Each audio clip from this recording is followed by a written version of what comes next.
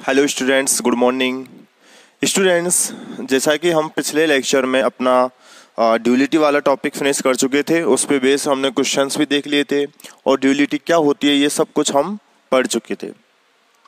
अब स्टूडेंट्स, अपने जो अब ये 50 यूनिट जो चल रही है, इसका जो एक टॉपिक था वो ड्यूलिटी कंप्लीट हो चुका है। दूसरा टॉपिक है असाइनमेंट प्रॉब्लम। असाइनमेंट प्रॉब्लम अर्थात नियतन समस्याएं। नियतन समस्याएं क्या हैं स्टूडेंट्स? देखिए, अभी तक हमने क्या किया है, इन जनरली लीनियर प्रोग्रामिंग प्रॉब्लम दी हुई होती थी, उनके पास में एक उद्देश्य फलन भी होता था, उद्देश्य फलन के साथ साथ कंस्टेंट्स भी होते थे, और फिर हमारे पास में एक ग्राफिकल मेथड होता था और दूसरा होता था सिंपलेक्स मेथड टू फाइंड क्या ऑप्टिमल कंडीशन। इष्टतम हल ज्ञात करने के लिए ये दो हमारे पास में मेथड होते थे इन जनरली। तो वहां से हम क्या करते थे, या तो अधिकतम लाभ फाइंड आउट करते थे या फिर न्यूनतम लागत को फाइंड आउट करते थे। ठीक है, तो स्टूडेंट्स, असाइनमेंट प्रॉब्लम में भी हम कुछ ऐसा ही काम करने वाले हैं। बस हमारे पास में यहाँ पे जो दी गई प्रॉब्लम होगी वो कुछ मैट्रिक्स फॉर्म में होगी, और वहाँ हम ये सेलेक्ट करेंगे कि उतने ही व्यक्तियों से, यानी कि उतने ही कर्मियों से हम कम लागत में अधिकतम लाभ किस तरीके से फाइंड आउट कर सकें। कहने का मतलब ये हुआ कि जब हमारे पास में वो मैट्रिक्स फॉर्म दी गई होगी जहाँ पे आपके पास में कर्मियों की संख्या होगी और कार्य होंगे, यानी कि कितने कार्य हैं और कितने कर्मिक हैं काम करने वाले। तो देखिए, यहाँ पे पहली बात तो ये है कि जितने हमारे पास में कार्य यहाँ पे मेंशन किए हुए होंगे उतने ही करने वाले भी होने चाहिए। ठीक है, ताकि मैं क्या करता हूँ यहाँ पे कि जैसे कि 5 काम करने वाले और 5 ही कार्य हैं। ठीक है, तो 5 काम करने वालों में से 5 कार्य को किस तरीके से मैं डिस्ट्रीब्यूट करूं उन 5 में कि मैं लागत को न्यूनतम करके लाभ को अधिकतम प्राप्त कर सकूं। क्योंकि अगर जैसे कि कोई भी एक काम दूसरे गलत व्यक्ति के हाथ में गया तो हो सकता है वो काम को बिगाड़ दे। ठीक है, क्योंकि वहां पे हमें ये सेलेक्ट करना होगा कि आखिर किस व्यक्ति की किस काम को करने की क्षमता ज्यादा है। ठीक है, तो एक तरह से हम कुछ इस तरीके से असाइनमेंट प्रॉब्लम को सॉल्व करना चाहते हैं, और वहां पे जब हम सेलेक्ट करते हैं कि कौन सा व्यक्ति कौन से काम को करेगा, यही हमारे पास में असाइनमेंट प्रॉब्लम में हम देखने वाले हैं। ठीक है, तो स्टूडेंट्स, असाइनमेंट प्रॉब्लम से रिलेट अगर मैं बात करूं कि असाइनमेंट प्रॉब्लम को सॉल्व किस तरीके से करते हैं, क्योंकि खास कुछ इसमें है नहीं, बस असाइनमेंट प्रॉब्लम की प्रोसीजर क्या होगी और फिर फाइनली सॉल्यूशन क्या होने वाला है। ठीक है, तो असाइनमेंट प्रॉब्लम में नियतन समस्या की जो प्रोसीजर होती है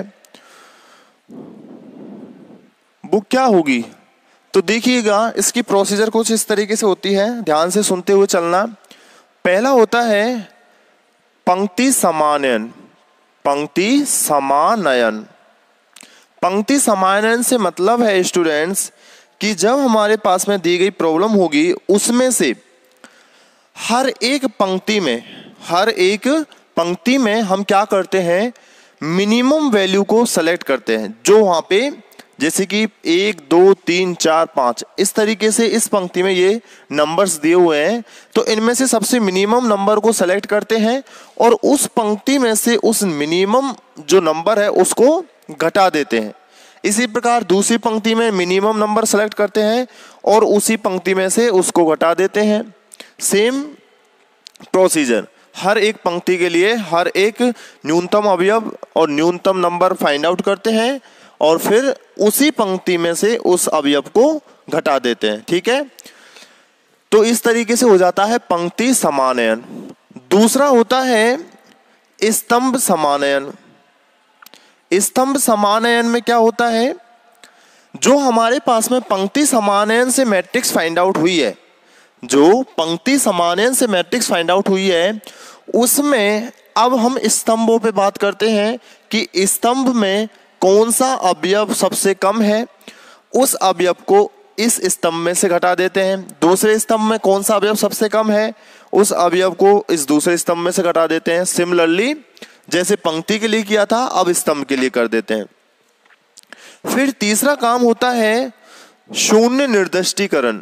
शून्य निर्दिष्टीकरण, शून्य निर्दिष्टीकरण का मतलब ये है स्टूडेंट्स कि अब जो भी देखिए, जैसे कि मेरे पास में पंक्ति है 1 2 3 4 5, तो मैं इस पंक्ति में क्या करता हूँ, सबसे मिनिमम नंबर को घटाता हूँ, यानी कि मुझे क्या मिलने वाला है 0 1 2 3 एंड 4। ऐसे ही अगर दूसरी पंक्ति मैंने मान लिया कुछ ऐसे है 2 4 6 5 1, तो इसमें सबसे न्यूनतम नंबर कौन सा है 1, तो मुझे क्या मिलने वाला है 1 3 5 4 एंड 0। तो शून्य निर्दिष्टीकरण में क्या होता है कि जब आप ये काम कर लेते हैं दोनों, तो जो जीरो यहाँ पे होती हैं उन जीरो का आप क्या करते हैं, निर्दिष्टीकरण करते हैं, उन जीरो को अब सेलेक्ट करते हैं। अब जीरो को सेलेक्ट करने की प्रोसीजर क्या है, जैसे कि स्टूडेंट्स अगर पहली पंक्ति में एक ही जीरो दिख रही है आपको, तो उसको सेलेक्ट करने के लिए हम बड़े कोष्टक कुछ इस तरीके से इसको कोष्टक से बंद कर देते हैं। अब यदि इस स्तंभ में कोई और जीरो है तो उसको क्रॉस कर देते हैं, अगर इस पंक्ति में कोई और भी जीरो है तो उसको भी क्रॉस कर देते हैं। सपोज यहाँ पे जीरो होता तो मैं क्या करता, इसको सेलेक्ट करके इसको क्रॉस कर देता। सपोज यहाँ पे जीरो है तो इसको सेलेक्ट करके इसको क्रॉस कर देता। तो ये होता है शून्य निर्दिष्टीकरण। ठीक है, क्वेश्चन में देख लेंगे। शून्य निर्दिष्टीकरण के बाद चौथा पॉइंट ये होता है कि शून्य निर्दिष्टीकरण जब आप करते हैं तब आप ये ध्यान में रखना कि जितने काम हैं, जितने नंबर ऑफ वर्क्स हैं, उतने जीरो अगर आप निर्दिष्ट कर पा रहे हैं। जैसे कि मैंने मान लिया कि मेरे पास में जो जॉब है, काम है, वो उनकी संख्या है 5। अगर मेरे पास में काम की संख्या 5 है और यहाँ पे जो भी टेबल मिलने वाली है, ठीक है, उसमें अगर मैं 5 जीरो निर्दिष्ट कर दूं, उसमें मैं हर एक पंक्ति में 5 जीरो निर्दिष्ट कर दूं अगर कुछ इस तरीके से, तब मेरे पास में ये फाइनल मैट्रिक्स होती है। लेकिन अगर 5 से एक भी कम जीरो निर्दिष्ट हो पाई, जैसे कि 4 ही जीरो निर्दिष्ट हो पाई, तब मैं क्या करता हूं, अगेन उसके लिए क्या प्रोसीजर होती है, उसके लिए प्रोसीजर ये होती है कि जितने भी जीरो हैं इस मैट्रिक्स में, जितने भी जीरो हैं उन जीरो को कम से कम लाइन से ढकने की हम कोशिश करते हैं, कम से कम लाइनों से ढकने की कोशिश करते हैं। जितने भी जीरो इसमें होंगे उन जीरो को कब, जब हमें जितने नंबर ऑफ वर्क्स हैं उतने जीरो निर्दिष्ट नहीं हो पाते हैं। बात समझ में आई कि जितने जीरो निर्दिष्ट नहीं हो पाते काम के बराबर, तब हम जितने भी जीरो यहाँ पे मिलने वाले हैं उन जीरो को कम से कम लाइनों से क्या करते हैं, ढक देते हैं। अब वो सब कुछ प्रोसीजर हम एग्जाम्पल से देखेंगे, बस अभी आप ये मायने में रखिए कि आखिर हमको करना क्या है। ठीक है, तो इसके लिए कम से कम रेखाओं में जीरो को ढकना। कब, जब शून्य निर्दिष्टीकरण उतने नहीं हो पाए जितने कि हमारे पास में नंबर ऑफ वर्क्स हैं। अब क्या करते हैं स्टूडेंट्स, कई बार क्या होता है, देखिए ये सब कुछ प्रोसीजर आपको मिल जाएगी एज ए नोट्स। कई बार क्या होता है कि हमारे पास में नंबर ऑफ वर्क्स तो जैसे 5 दिए हुए हैं, लेकिन कार्मिकों की संख्या जो है वो 4 ही दी हुई हो, या फिर कार्मिकों की संख्या 5 दी हुई हो और नंबर ऑफ काम 4 ही दिए गए हों। तो ऐसी सिचुएशन में स्टूडेंट्स हम क्या करते हैं कि अगर नंबर ऑफ वर्क्स कम है तो यहाँ पे जीरो वैल्यू के साथ में एक और क्या जोड़ देते हैं, एक और पंक्ति को एंट्री करा देते हैं जीरो वैल्यूज के साथ। और अगर नंबर ऑफ जो अपने पास में पर्सन है, व्यक्ति हैं, उनकी संख्या कम है तो जीरो वैल्यू के साथ में एक और स्तंभ यहाँ पे इंक्लूड कर देते हैं। ठीक है, अब बात आती है स्टूडेंट्स कि अनबैलेंस्ड असाइनमेंट प्रॉब्लम क्या होती है। अनबैलेंस्ड असाइनमेंट प्रॉब्लम जो होती है, अर्थात असंतुलित नियतन समस्याएं। असंतुलित नियतन समस्या है। तो असंतुलित नियतन समस्या यही होती थी जो कि मैंने अभी आपको एक्सप्लेन की है कि या तो कर्मियों की संख्या कम है, किससे, नंबर ऑफ वर्क से, या फिर नंबर ऑफ वर्क्स की संख्या कम है नंबर ऑफ पर्सन से। तो ऐसी कंडीशन में जो प्रॉब्लम होती है वो होती है अनबैलेंस्ड, जैसा कि नाम से पता चल रहा है असंतुलित। तो उस असंतुलन को संतुलन करने में के लिए, संतुलन में लाने के लिए हम क्या करते हैं, जीरो कॉस्ट के साथ अगर पंक्ति की जरूरत है हमें तो पंक्ति बनाते हैं, और अगर स्तंभ की जरूरत है तो जीरो कॉस्ट के साथ स्तंभ बनाते हैं। और जो आप ये ऐड करते हैं यहाँ पे, इसे आप कहते हैं डमी जॉब। डमी जॉब मतलब कि छदम कार्य, ठीक है। तो ये जो आप वर्क कर रहे हो यहाँ पे, कौन सा वर्क, या तो पंक्ति को अरेंज कर रहे हो या फिर स्तंभ को अरेंज कर रहे हो, तो आपका ये वर्क कहलाता है डमी वर्क अर्थात छदम कार्य। इसके अलावा स्टूडेंट्स, जब कभी भी हम नियतन समस्या को सॉल्व कर रहे होंगे तो नियतन समस्या में प्रॉब्लम जो है हमेशा न्यूनतमीकरण की होती है।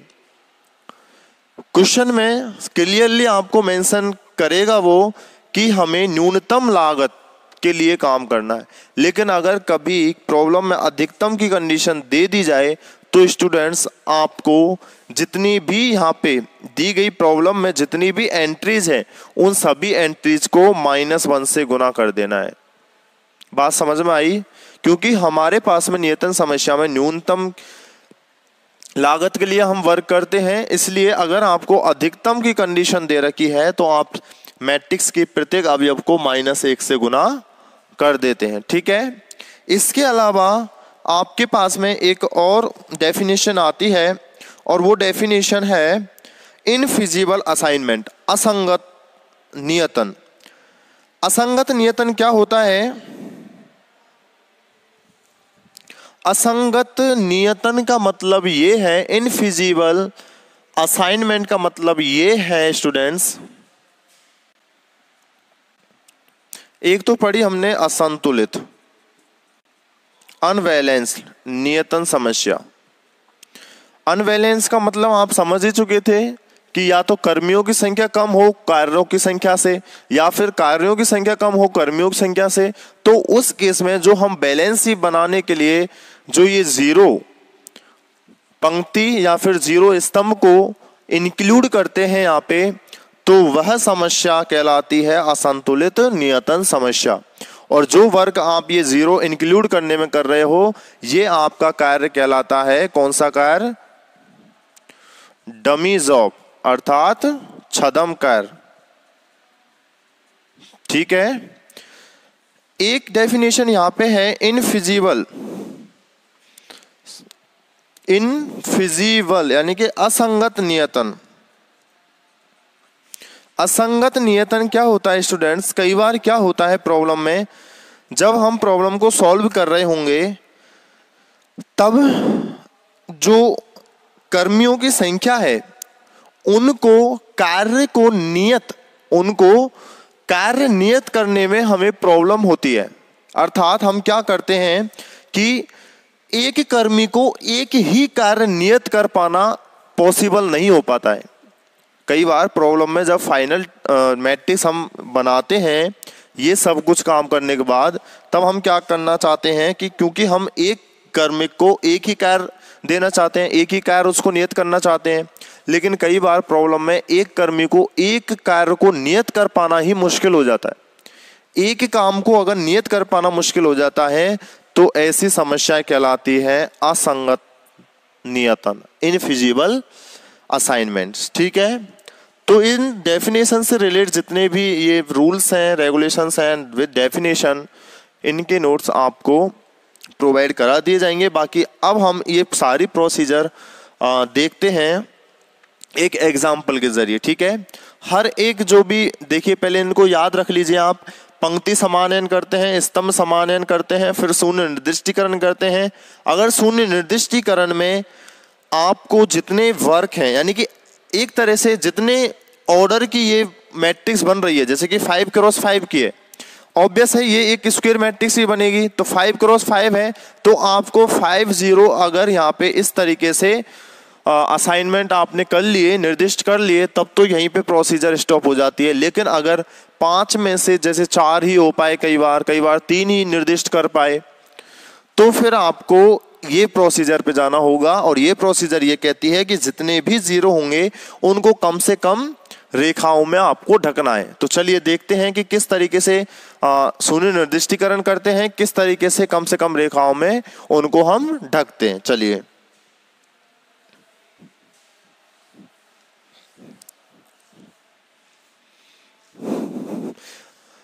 माइंड में एक बार क्या है कि आपके पास में प्रोसीजर अगर आ जाएगी तो फिर इनको कर पाना इतना मुश्किल नहीं हो पाएगा। ठीक है,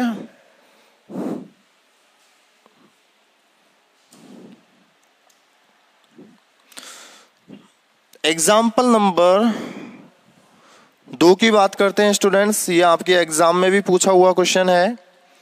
सो एग्जाम्पल नंबर 2 कह रहा है कि 5 मशीनों पर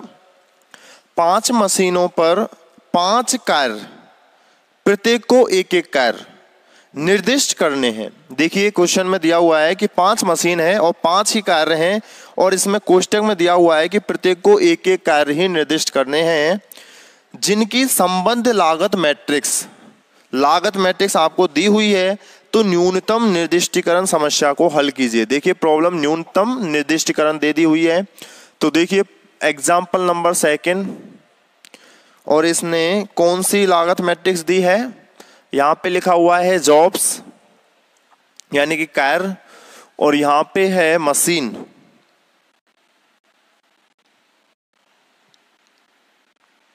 ठीक है, अब हम प्रॉब्लम आपको दी हुई है कुछ इस तरीके से। देखिए ये फर्स्ट, सेकंड, थर्ड, फोर्थ और फिफ्थ, क्योंकि 5 मशीन दी हुई है और 5 ही काम A, B, C, D और E, इस तरीके से आपके पास में ये लागत मैट्रिक्स दी हुई है। 11, 9, 13, 21, 14, 17, 7, 16, 24, 10, 8, 12, 15, 17, 12, 16, 6, 12, 28, 11, 20, 15, 16, 20, 15, 16, 26, 15। तो इस तरीके से स्टूडेंट्स आपको दी हुई है इन्होंने लागत मैट्रिक्स। और अगर लागत मैट्रिक्स इन्होंने दी हुई है, अब हम काम करते हैं अपना असाइनमेंट प्रॉब्लम को सॉल्व करने का। ठीक है, तो सबसे पहली चीज क्या आती है, पंक्ति समानयन। पंक्ति समानयन किस तरीके से करते हैं, प्रत्येक पंक्ति में से उसके सबसे छोटे अवयव को घटा देते हैं। ठीक है, तो देखिए यहां पहली पंक्ति ये रही, इसमें सबसे छोटा एलिमेंट कौन सा है, 8। तो देखिएगा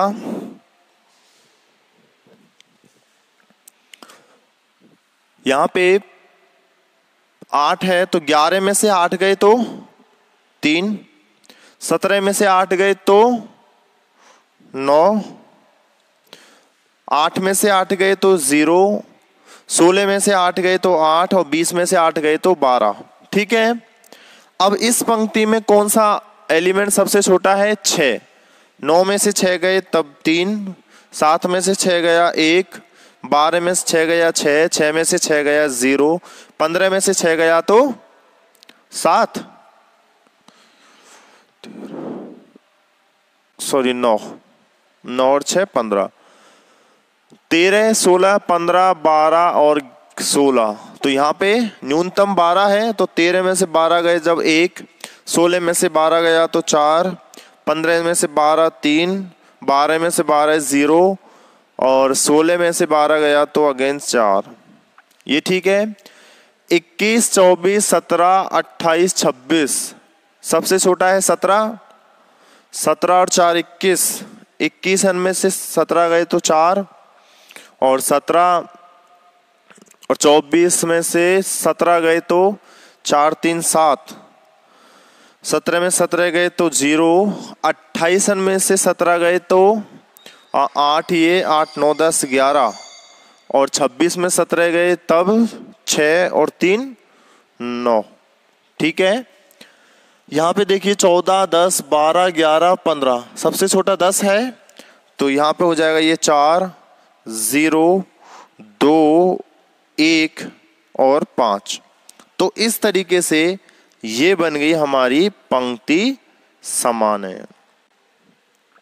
ठीक है, 3 3 1 4 4 9 1 4 7 0 0 6 3 0 2 8 0 0 11 1 12 9 4 9 5। ठीक है, ये हो गई हमारी पंक्ति समानयन। अब पंक्ति समानयन के बाद हमने कहा था कि अब हम करते हैं स्तंभ समानयन।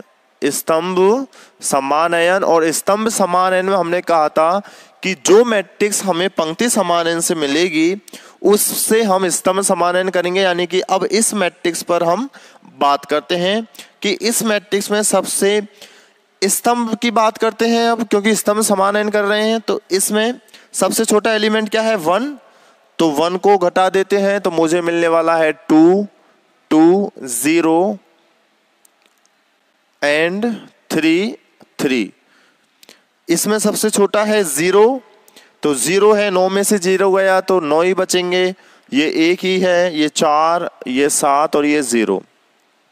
यहाँ पे भी सबसे छोटा 0 है तो 0 6 3 0 और 2।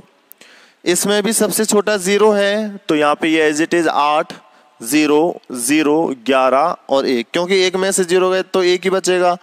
और इसमें सबसे छोटा क्या है? 4, तो यहाँ पे हो गया ये 8, ये हो गया 5, 4 में से 4 गए तो 0, 9 में से 4 गया तो ये भी 5 और 5 में से 4 गए तो 1। ये हो गया हमारा स्तंभ समानयन। ठीक है, यहां तक कोई प्रॉब्लम नहीं है। ठीक है, अब हम क्या करते हैं? शून्य निर्दिष्टीकरण। अब तीसरा काम होता है शून्य निर्दिष्टीकरण का, और शून्य निर्दिष्टीकरण करते हैं हम इस टेबल में। ठीक है, देखिए ये टेबल मिल गई हमें 2 2 0 3 3। अब यहां पे शून्य निर्दिष्टीकरण करते हैं तो इस टेबल को अगेन लिख लेते हैं। पहले तो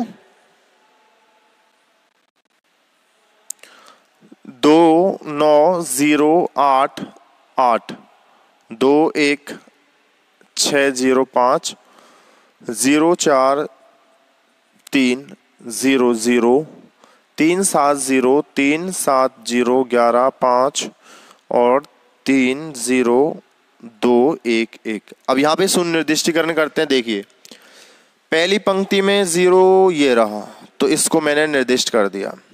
अब मैंने कहा था स्टूडेंट्स कि अब इस 0 के अलावा कहीं इस पंक्ति में और 0 तो नहीं, इस स्तंभ में कोई और 0 तो नहीं। यस, ये रहा, तो इसको मैं क्या कर देता हूं? क्रॉस कर देता हूं। बात समझ में आई? शून्य निर्दिष्टीकरण कैसे करना है? इस 0 को मैंने निर्दिष्ट किया, इसके इस पंक्ति में देखा कोई और 0 नहीं है, इस स्तंभ में देखा 0 है तो मैंने इसको क्रॉस कर दिया। अब दूसरी पंक्ति पे आते हैं। दूसरी पंक्ति में 0 ये रहा, ठीक है, और आगे कोई 0 तो नहीं, इसके नीचे कोई और 0 तो नहीं, ये रहा, इसको मैंने कर दिया क्रॉस। ठीक है, अब देखिए इस पंक्ति में 0 एक तो ये है और एक ये है, 2 0 बचे हैं। और स्टूडेंट्स आप ये ध्यान में रखना कि जब कभी भी आपके पास में 2 0 या फिर 2 से अधिक 0 पंक्ति में मिलने की पॉसिबिलिटी है, संभावना है, तब आप क्या करते हैं? आपको ये चेक करना होगा कि मैं इस 0 को निर्दिष्ट करूं या फिर इस 0 को निर्दिष्ट करूं। क्या पता मैं इस 0 को जब निर्दिष्ट करता हूं तो मुझे 5 0 निर्दिष्ट करने होंगे तो 5 ही 0 मिल जाए, या फिर इस 0 को निर्दिष्ट करता हूं तब मुझे 5 0 मिले। ठीक है, तो चलिए देखते हैं। यहां से स्टार्ट किया तो मैंने इस 0 को निर्दिष्ट कर दिया। अब इसमें कोई और 0 तो नहीं, ये है, तो इसको मैंने क्रॉस कर दिया। इसमें कोई और 0 तो नहीं। अब देखिएगा तीसरे चौथी पंक्ति पे बात करते हैं, इसमें कोई जीरो अब नहीं है निर्दिष्ट करने के लिए, इसमें कोई जीरो नहीं बचा निर्दिष्ट करने के लिए। इस पे बात करते हैं, इसमें एक जीरो है, ये रहा। तो स्टूडेंट्स आप देखिए कि यहाँ पर 5x5 की मैट्रिक्स है ये, लेकिन निर्दिष्ट जीरो कितने हैं? 4। और निर्दिष्ट जीरो अगर 4 मिले हैं, इसका मतलब ये हुआ कि 4 निर्दिष्टीकरण तो हो गए, कि माना कि आपने ये काम तीसरे वाले को दे दिया, ये काम चौथे वाले को दे दिया, ये काम पहले वाले को दे दिया और ये काम दूसरे वाले को दे दिया, लेकिन अब रहा कौन? ये वाला, कि इस काम को आप किसे दोगे, क्योंकि यहाँ पे तो जीरो निर्दिष्टकरण है ही नहीं।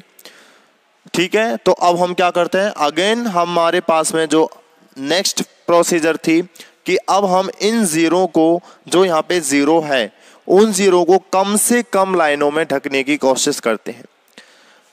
तो ये निर्दिष्टीकरण हुआ। निर्दिष्टीकरण से हमें पता लगा कि हमें 4-5 जीरो मिलने चाहिए थे, लेकिन हमें मिले कितने हैं? 4। तो हम करते हैं अब नेक्स्ट टेबल में इनको कम से कम लाइनों में ढकने की कोशिश करते हैं। तो अगेन इसी टेबल को मैं लिखता हूं, 2 9 0 2 9 0 8 8,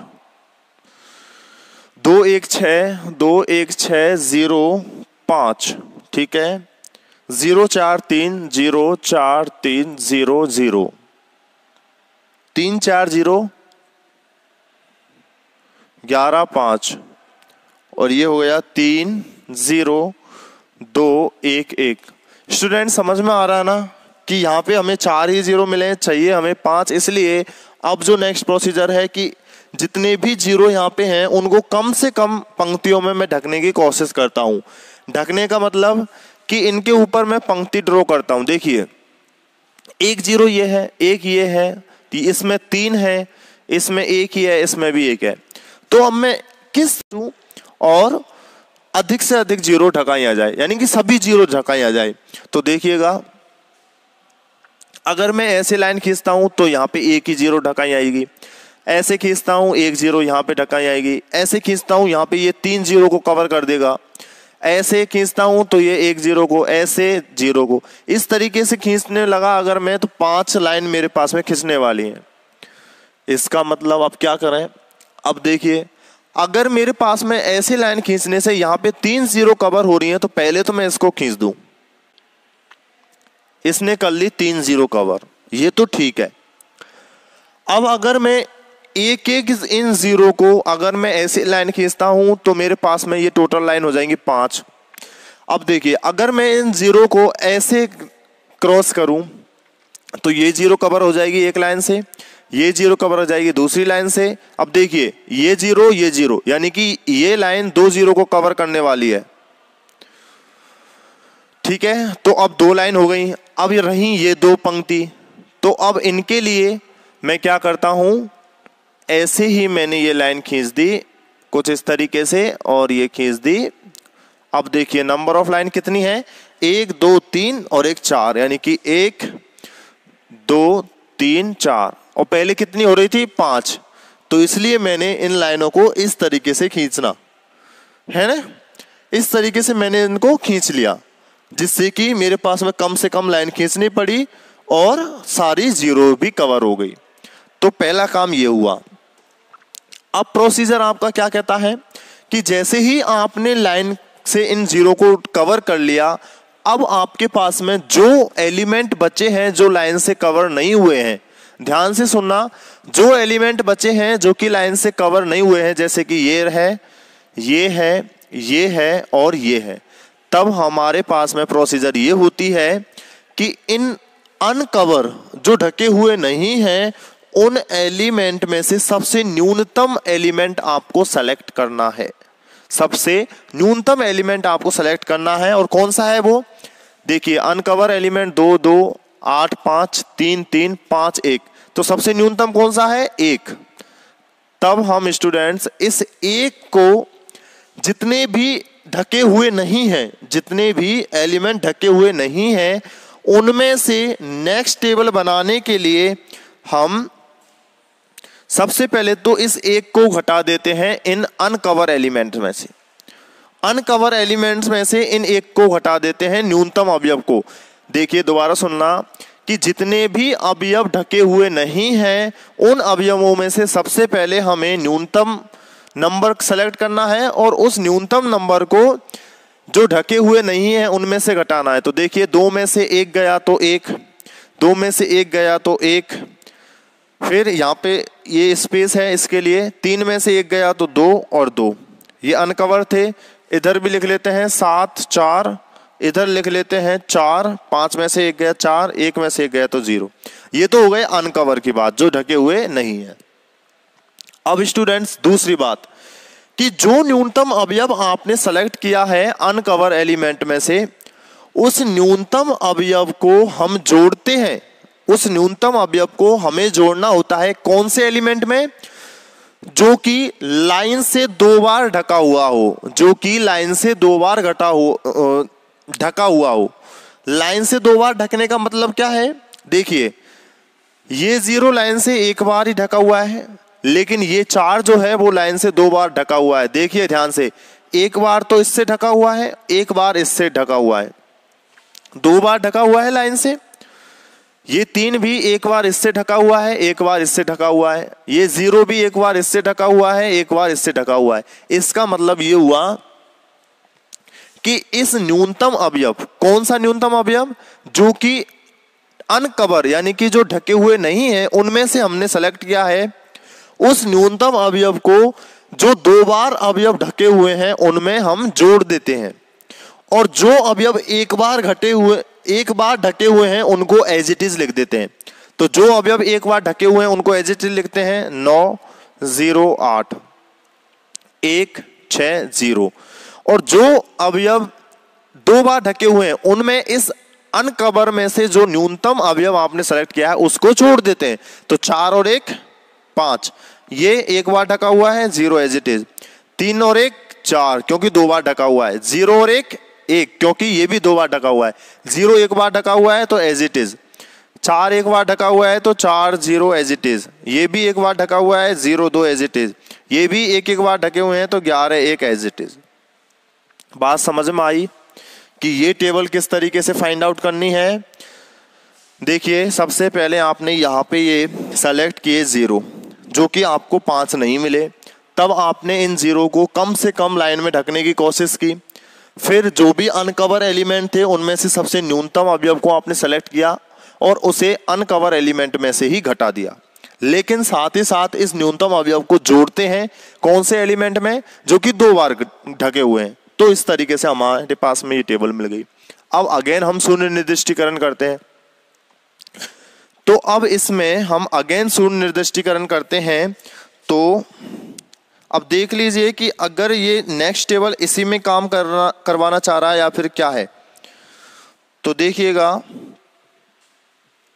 यहां पर जब मैं अगेन शून्य निर्दिष्टीकरण करता हूं तो मैंने देखिए इस तरीके से चला मैं, तो यहाँ पे ये 0 सेलेक्ट हो गया, तो इसके नीचे एक 0 ये रही, इसको मैंने क्रॉस कर दिया। फिर दूसरी पंक्ति में ये 0 सेलेक्ट हुआ है ना, और इसमें कोई 0 है नहीं, इसको मैंने कवर कर दूंगा। अब इन 2 0 में से एक को मुझे सेलेक्ट करना है। अगर मैं इसको सेलेक्ट करता हूँ, ठीक है, तो चलिए मैंने इसको सेलेक्ट कर लिया, तो फिर ये क्रॉस हो जाएगा।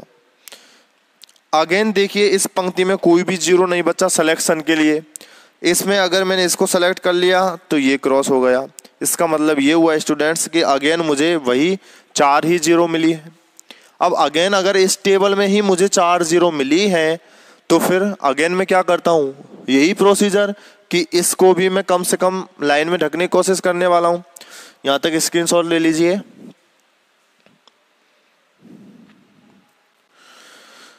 चलिए अब हम क्या करते हैं, अगेन उस टेबल को लिख लेते हैं।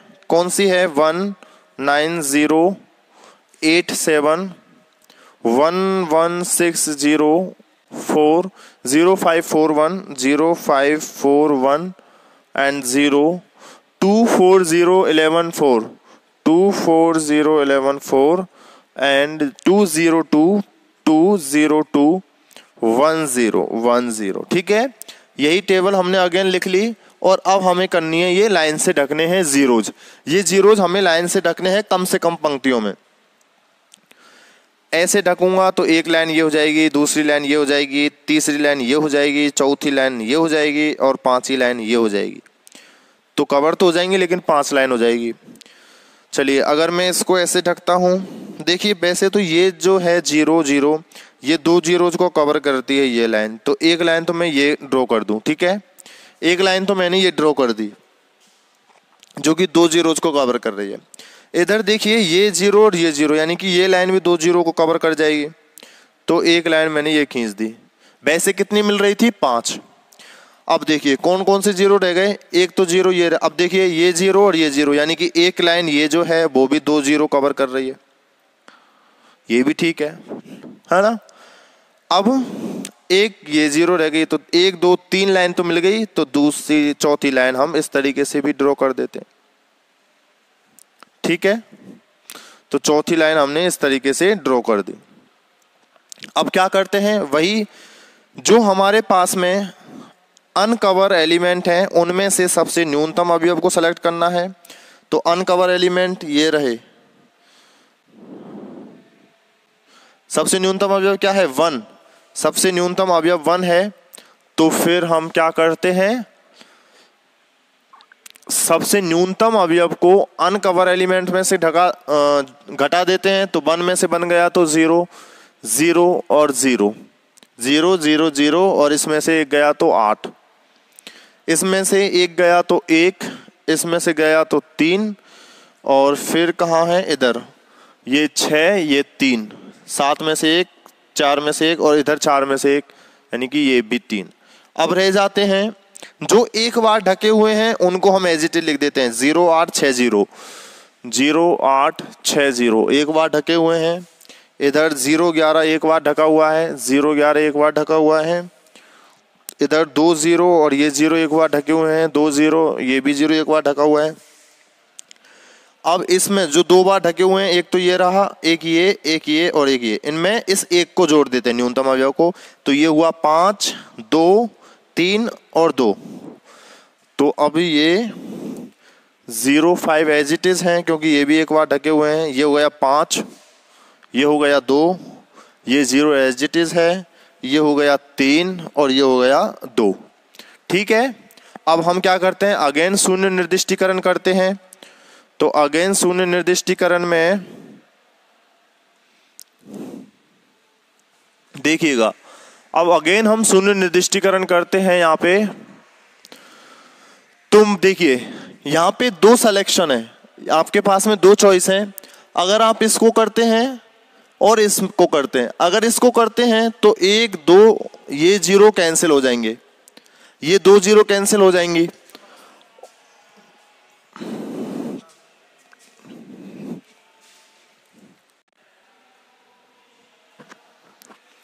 सो स्टूडेंट्स, अब अगर मैं इस 0 को सेलेक्ट करता हूं माना कि, तो मेरे पास में ये 0 कैंसिल, ये 0 कैंसिल, ठीक है, और ये 0 भी कैंसिल। फिर मैं इन 2 चॉइस में से, देखिए एक बार करके देखिए, ये 0 कैंसिल हो जाएगी, ये भी 0 कैंसिल और ये भी 0 कैंसिल। अब फिर मैं इन दोनों में से अगर मैं इसको सेलेक्ट करता हूं तो देखिए ये 0 कैंसिल और ये 0 कैंसिल, ठीक है। अब ये रही यहां पे ये 0, तो जब मैं इसको सेलेक्ट करता हूं तो देखिए यहां पे ये 0 कैंसिल हो जाएगी। इसका मतलब इस पंक्ति में तो अब कोई 0 रही नहीं सिलेक्शन के लिए, इस पंक्ति में तो अब कोई 0 रही नहीं, यानी कि अगेन मुझे वही प्रॉब्लम होने वाली है। अब क्योंकि मेरे पास में यहाँ पे चॉइस है चुनने के लिए, सिलेक्शन के लिए, तो मैं क्या करता हूं, मैंने मान लिया कि फिलहाल मैंने इस 0 को सेलेक्ट कर लिया तो ये 0 कैंसिल हो जाएगी। फिर भी अगर मैं इस 0 को सेलेक्ट करता हूं तो भी ये 0 कैंसिल होगी, ठीक है। तो ये 0 सेलेक्ट किया तो ये 0 कैंसिल हो जाएगी, ये 0 यहां से कैंसिल हो गई। इसमें मैं फिर इस 0 को सेलेक्ट करता हूं तो फिर ठीक है, और फिर इसमें ये 0 सेलेक्ट, इसका मतलब ये प्रोसीजर सही है। यानी कि अगर मैंने पहली 0 ये सेलेक्ट की तो मैंने इस जीरो को क्रॉस कर दिया और इधर ये जीरो भी क्रॉस हो गई और ये जीरो भी क्रॉस हो गई। अब मुझे इस जीरो को सेलेक्ट नहीं करना है क्योंकि मेरे पास में चॉइस है, और मैंने देखा कि जब मैंने इस जीरो को सेलेक्ट किया तो मुझे अगेन वही प्रॉब्लम हो रही थी, कौन सी, 4 जीरोज ही सेलेक्ट हो पा रही थी। तो यहाँ पे अगर मेरे पास में चॉइस है चुनने की तो मैं क्या करता हूँ, इसको चुन लेता हूँ। तो इस तरीके से आप एक बार चेक कर लेना कि जब आपके पास में, हमेशा तो ये होगा नहीं क्योंकि हमेशा आपने देखा कि आपको केवल एक ही जीरो मिली थी सिलेक्शन के लिए, लेकिन अब यहाँ पे आपको 2 जीरो मिल रही है चुनने के लिए। तो मैंने इसको चुन लिया और इसको क्रॉस कर दिया और इसके रेस्पेक्ट में कोई और है नहीं। फिर देखिए यहाँ पे मैंने अगेन इसको सेलेक्ट कर लिया तो ये क्रॉस हो जाएगी, ठीक है। फिर यहाँ पे मैंने इसको सेलेक्ट किया और अगेन फिर मैंने ये, यानी कि देखिए 1 2 3 4 5 जीरो सेलेक्ट हो गई और फाइनल यही हमारा सॉल्यूशन हो जाता है। इसका मतलब जो हमारे पास में प्रॉब्लम है, अतः जो फर्स्ट वर्क है, फर्स्ट वर्क हमने दे दिया ए को, फर्स्ट वर्क हमने किसको दिया है, ए को ही तो दिया है क्योंकि यहाँ पे क्या है, ए, यहाँ बी सी डी और ई, यहाँ है फर्स्ट सेकंड थर्ड फोर्थ और फिफ्थ, यानी कि हमने ए वर्ग को किससे दिया है, पहले मशीन को, मशीन ही तो है यहाँ पे, तो ए वर्ग को हमने पहली मशीन को दे दिया, वर्ग बी को हमने दे दिया चौथी वाली मशीन को, वर्ग सी को हमने दे दिया 5वीं वाली मशीन को, वर्ग डी को हमने दिया है 3rd वाली मशीन को और वर्ग ई को हमने दिया है 2nd वाली मशीन को। इसका मतलब ये हुआ, अब देखिए फर्स्ट नंबर पे कितनी वैल्यू है, फर्स्ट नंबर पे है 11, फोर्थ नंबर पे कौन सी, 6, फिफ्थ नंबर पे देखिए, यानी कि एक तरह से सिलेक्शन एसी का तो हुआ है हमारे पास में, एक तो 11 और इधर बी को हमने 4th यानी कि ये, सी को 5 यानी कि ये और डी को थर्ड यानी कि ये और ई को 2nd यानी कि ये। तो 11 6 इसको दिया हमने 16, इसको हमने दिया है 17 और इसको दिया हमने 10। तो टोटल कितना हो गया ये देखिएगा, 6 और 1 7, 7 दूनी 14, 7 ते 21 यानी कि ये हो गया 20, 2 3 4 5 6 60, ठीक है। तो इसका मतलब ये हुआ स्टूडेंट्स कि हमारे पास में जो न्यूनतम लागत थी वो कितनी हो गई, 11 + 6 + 16 + के 17 + के 10 बराबर 60 रुपये। ये हो गई आपकी न्यूनतम लागत। और ये न्यूनतम लागत कब मिली, जब आपने ए कार्य को पहली मशीन को दिया, बी कार्य को चौथी मशीन को दिया, सी कार्य को 5वीं मशीन को दिया, डी कार्य को 3री मशीन को दिया और ई कार्य को 2nd मशीन को दिया। तो इस तरीके से स्टूडेंट्स ये हो जाती है हमारी नियतन समस्या। आपने देखा कि आपको क्या प्रोसीजर फॉलो करनी है, ठीक है। बाकी आप क्वेश्चन कीजिए, आपको जो भी ये प्रोसीजर है किस तरीके से उसको थ्योरेटिकली आपको ये आज इसी लेक्चर के साथ में मिल जाएगी, ठीक है। बाकी क्वेश्चन इसके अलावा और निकाल के देखिए, एक्सरसाइज एग्जाम्पल निकाल के देखिए। देखिए एग्जाम्पल में क्या है, कई बार ये जो मैट्रिक्स हैं ये डायरेक्ट लिखी हुई है, तो आपको वो डायरेक्ट नहीं लिखनी है, हर एक मैट्रिक्स को सीरीज वाइज लिखना है, ठीक है। जो भी प्रोसीजर है उसके अकॉर्डिंग उसको फॉलो करना है। और फाइनल अगर आपके पास में जीरो सिलेक्शन के लिए एक से ज़्यादा चॉइस है तो उन चॉइस पे भी आपको काम करना है, ठीक है। सो बाकी आज के लिए इतना ही, मिलते हैं नेक्स्ट लेक्चर में। Thank you so much.